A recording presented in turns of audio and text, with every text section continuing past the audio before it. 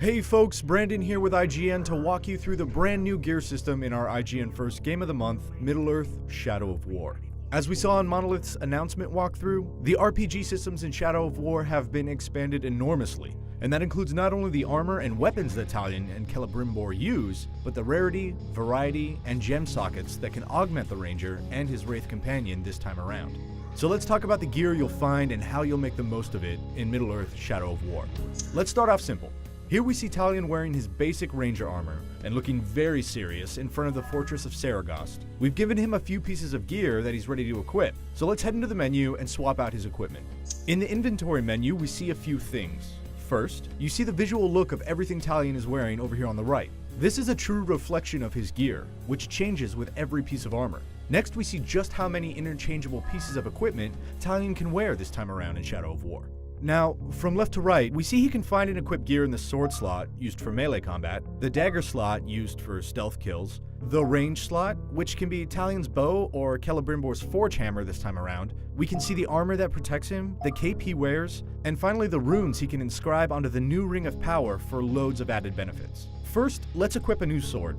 Here we see that Talion is currently wielding his equipped ranger's sword with a melee attack rating of 31. And our other weapon, a Numenorian sword, that's also got a melee attack rating of 31.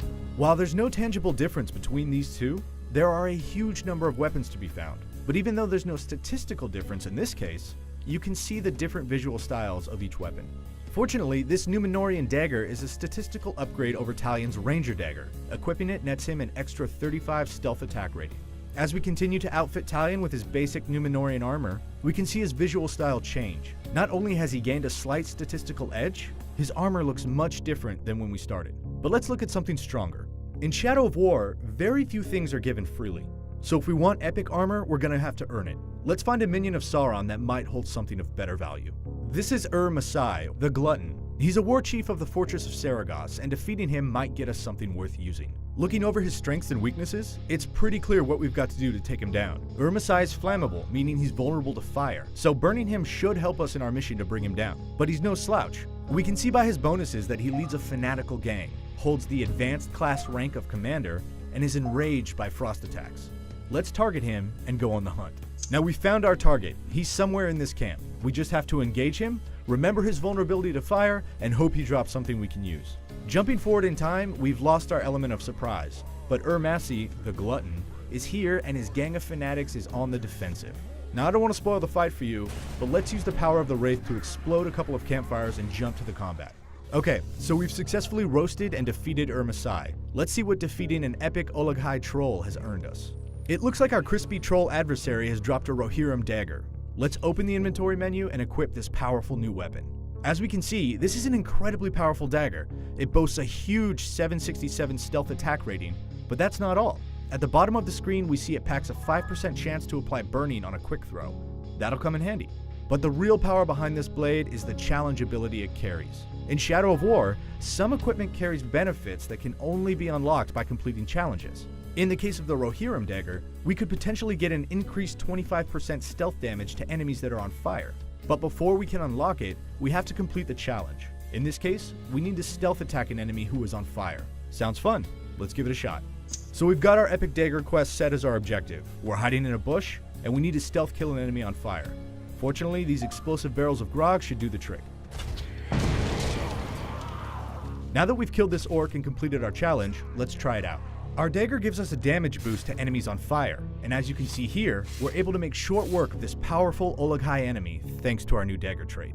So, now we've got a fully unlocked epic Rohirrim dagger, but that's not the end of our upgrade path. Let's find a gem to socket into this dagger. Jumping forward, we found this icy Graug.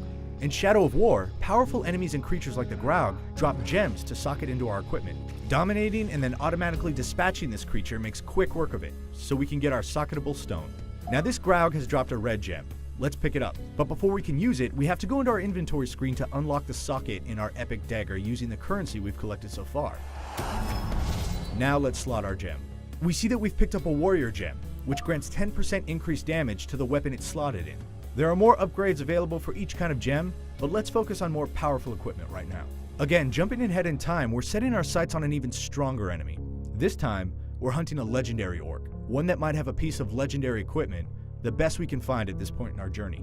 This is Ronk, the Gravewalker. He's an assassin of the Mystic clan of orcs, and from the looks of it, he's pretty good with a crossbow. We'll have to be careful.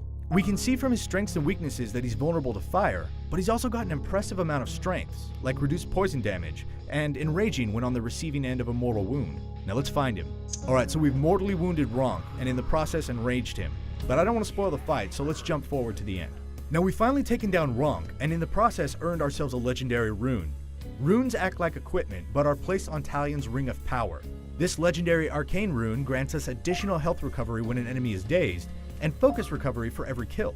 In addition, by completing the challenge unlock, we get the special ability of the legendary rune. And finally, since this rune is part of a set, if we eventually equip more pieces of the set, we unlock the set bonus. In this case, our dominated grunts will take 50% less damage if we find and equip 2 pieces of this set, and they'll gain cursed weapons if we find and equip 4 pieces of this set. Let's look at Talion with a full set equipped. Here we see him using the Bright Lord's equipment set. With the full outfit, we can see this set benefits Celebrimbor's Wraith powers and Elf Shot abilities. This further demonstrates how not only the skills you select, but the armor you find and wear can help you customize your style of play in Shadow of War. Lastly, let's see how our new legendary armor and the increase to the Elven Wrath ability it gives us benefits Talion.